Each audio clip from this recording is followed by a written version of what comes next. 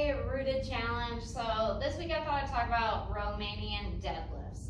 So sometimes people get either mid back tension and pain or low back tension and pain with Romanian deadlifts. So the Romanian deadlifts are the ones where you're standing pretty narrow, your legs are relatively straight as you shift your hips back. So that's the movement that we're talking about. You can hold dumbbells or a kettlebell, but we're just going to talk about this hip hinge movement.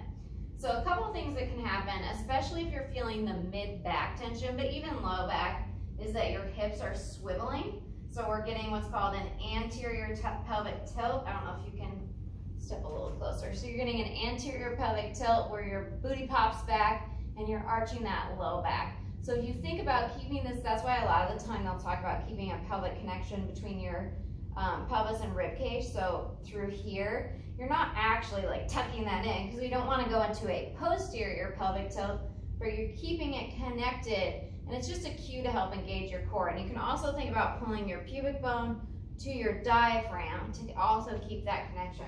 So first of all, engaging that core, no matter where your pain is important. And then that's especially, I feel like when people hold a kettlebell front and center, you're even more likely to get that arch as you pivot back.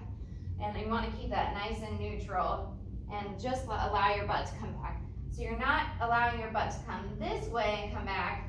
Instead, we're pushing that butt back.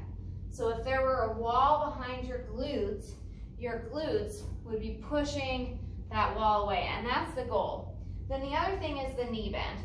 So we're not going totally straight leg with your knees hyperextended back here. Nobody can do that. It's not a good thing. Pulls on the back of your knees, pulls on your calves. It's not advantageous. So I don't know why I left this mat in the way. So we're going to keep a slight bend, and everybody's different.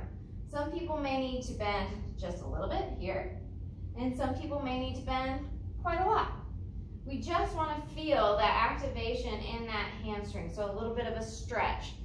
Again, if you are feeling that pain, it might be your hamstrings. But another thing that happens is if you try to keep your hips here and you go, let me grab the kettlebell, and you go forward and then you end up rounding your back, you're going to have that tension in your low back.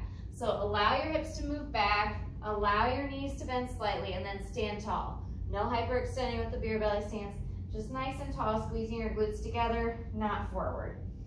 And then if you're still experiencing that pain, I'm going to show a quick hamstring stretch. I didn't really actually plan to do this, but I'm going to show a quick hamstring stretch. You're going to lay on the ground. You'll tuck a knee into your chest, left leg long, placing your hands to behind your upper leg, reaching that leg up. You can stay in this position, relaxing your shoulders, nice deep breaths. Slight bend in the knee is okay. You can also point your toe, and then that's going to stretch along that outside shin. It might help some knee pain if you have any. And then gently coming back to neutral. You'll hold that for 15 to 30 seconds. Coming to neutral, then you're going to slowly and carefully pull your toes in towards your chest and holding that for 15 to 30 seconds. Then you're going to let go of that nice and slowly. Relax. Bring that knee in, give it a hug, and lengthen it out and switch to the other side. If you're just doing the hamstring portion, then hold that for 30 seconds as well. So hopefully that helps, a little extra bonus stretch and Romanian deadlifts. Enjoy your week.